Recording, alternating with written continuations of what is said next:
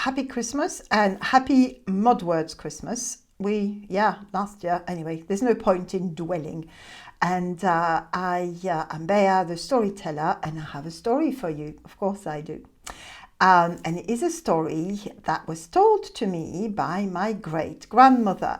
And she had been told it by her grandmother. So that's a long, long time ago. And it happened in the south of France. And what you need to know to get the story is that in the south of France, we don't celebrate Christmas Day, we celebrate Christmas Eve. And to make matters even more complicated, we only celebrate from midnight onwards because the baby Jesus is born, as you know, at midnight. And we have a big feast at midnight, starts at midnight and goes on. Before then, we're not really supposed to be eating very much, usually boiled fish and a bit of boiled potato to sustain us. Furthermore, we have 3 masses, one after the other. Starts at 9, finishes at midnight. And for the last mass, they bring in the animals for the crib, like the cows and the ox and the donkeys and the lambs for the blessings. So you need to know all that. A long, long time ago, in a village, not very far from where my great-grandmother's grandmother lived, there was a beautiful castle. And in that castle, there was a church. And then in that church, there was Dom Balaguer. And it was 9 p.m. on Christmas Eve. He was getting dressed in his magnificent vestments, the gold and the silver embroidered, and he was as happy as Larry because only a year before he had just been the village priest, but the Lord has chosen him to be his chaplain, and he's going to be for the first time doing the 3 masses of Christmas in the castle church. Helping him dressed is his altar boy. His name is Garrigou. He's a little imp, and he also helps in the kitchen. He also looks slightly odd tonight, and I wouldn't be able to tell you why. And Don Balaguer is so excited by his new job that he doesn't notice that, well, Garrigou is, I don't know. One of Garrigou's jobs is to ring a bell, a little bell, to indicate when it's time to move on with the offices in the mass. And he's practicing as we speak. And suddenly, out of nowhere, Dom Balaguer gets this sniff of roasting meat. And he looks around and he realizes the sniff is coming from Garrigou. Garrigou, who's been working in the kitchens all day. And Don Balaguer starts thinking about the midnight feast and says to Garrigou, "What? How? Tell me more about the midnight." "Oh," says Garrigou, "there's going to be 45 people sitting down to dinner and we've been cooking all day." No, said Don Balaguer. "Absolutely not. I will not be drawn into the sin of gluttony. I shall behave myself. Come along, boy, come along. Get everything ready." So Garrigou, he went off and got everything ready, and Dom Balaguer, he sort of adjusted his vestments, and outside in the nave, the people were beginning to congregate. Oh, you would have loved it. It was full of velvet and satin and silk and fur pelisses, they were called, and beautiful hats. They used to wear amazing hats in those days, and the men looked very dapper too, and everybody's shuffling along, and of course, as is the usual on Christmas Eve Mass, the church was packed to the rafters. And Don Balaguer was a bit nervous, of course, but he stepped forth and started the first Mass. All went well. Every time Garrigou rang the bell, though, Don Balaguer kept smelling this smell of roast meat. That's very odd. Very, very odd. But he immediately pushed the salt down and thought to himself, no sin of gluttony. And he did his first Mass really well. And he was just about to launch into the second Mass, and Garrigou was ringing the bell, when there was this waft of cold air mixed up with freshly baked bread, freshly baked cakes. It was the kitchen staff. They'd just come in just for that one mass, because they had to go back again to get everything ready for the party. And Don Balaguer felt his mouth water, and the more the little bell was going, the more he was hungry, his stomach was rumbling, and you know what? He started speeding up. This entire second mass was done in a jiffy, really.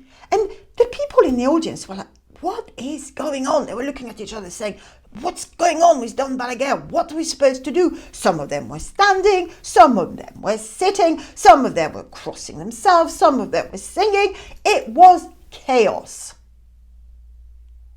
And Don Balaguer ploughed on. And Garrigou carried on, until the end of the second mass. And all the kitchen staff filed out. And the people between the two masses sort of sat and shuffled around and went, what's going on? What's happening? But you see, did anyone stand up and say, excuse me, Don Balaguer, what's wrong? You seem to be going awfully fast, you know. Or, what's up? Are you tired? You're looking a bit pale. No, nobody said anything. And they did mutter amongst themselves, but they said, well, he's the priest, he knows best. Besides, everybody was hungry anyway. You know, this doesn't go very far, a bit of boiled fish and boiled potatoes. So they said nothing. Shuffled down, settled down for the next one. Third mass. The bell started ringing. And you know, I'm beginning to think that bell was bewitched, don't you think so? And Garrigou might not have been Garrigou at all, because that bell, the more it rang, the more the priest lost his mind. The only thing he could see was a turkey bursting with beautiful stuffing, glistening vegetables, a capon. He could see the puddings, the wonderful, wonderful fruit, the delicious cheese just right. And that's the only thing he could think about as the sin of gluttony took hold of him. And you know what he did? He started jumping pages. Entire bits of the offices were lost to the diabolical bell. And the people, well, they just sat there. Because after all, it wasn't their problem, was it? It was the priest's problem. And then they brought the animals in. Well, they brought the animals in at the wrong time. It was chaos. The animals were running in the aisles, and the priest was completely ignoring everything that was going on behind him. He was just muttering, and going as fast as he could. And at 11:30, half an hour early, he pronounced the benediction. And everybody filed out. And the animals were taken out, and he took his vestments off, and phew, he thought to himself, that's marvellous. And, well, Garrigou disappeared.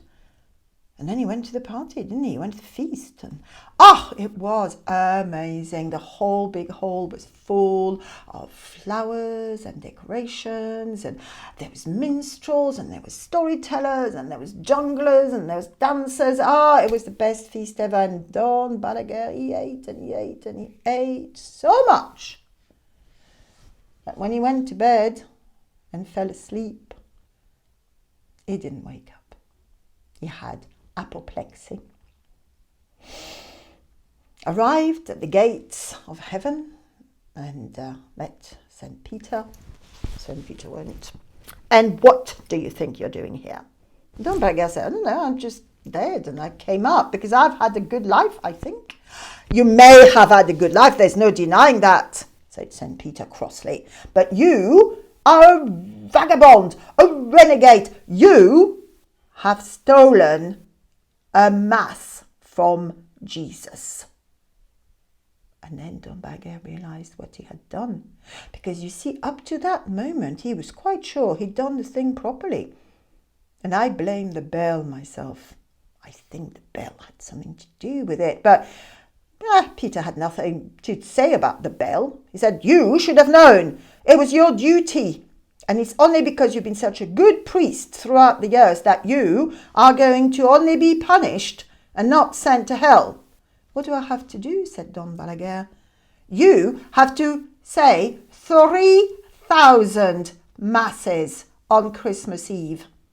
And then you can come into heaven. Then Don Balaguer was sent back. Now, how did my great-grandmother's grandmother know the story?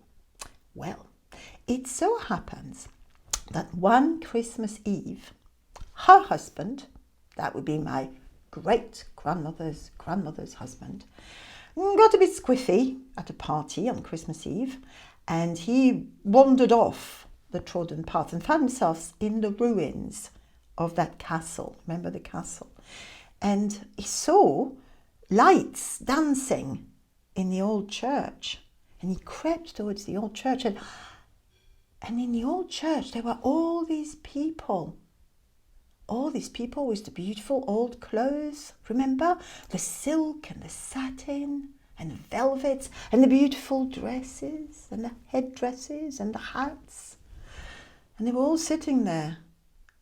And he saw in the distance, in the gloom, a little old man, old man, saying the Mass, with a boy next to him, agitating a bell that had lost its beater. It didn't make any noise.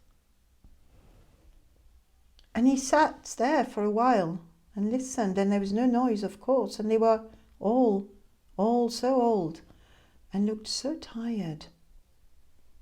And then he heard the story in his mind's eye. And he thought to himself, how come all the other people were punished at the same time as Don Balaguer? But they hadn't done anything wrong. And then he knew the answer. Of course they had. There's a sin called the sin of omission, which is when you don't speak up. And they hadn't, had they? They'd thought to themselves it wasn't their problem. It was the priest's responsibility to do the right thing. So they said nothing. So that is my Christmas story for you lovely people of Mod Words. I hope you like it. And remember, speak up. You never know what can happen next. If you see something you don't agree with, don't think, oh, well, that's not my problem. It's somebody else's problem. Because you might end up sitting in that church 3,000 years later, listening to the Mass. Not a good plan. Anyway, make the best of it. I hope you enjoy whatever Christmas you're going to have. Lots of love and blessed be.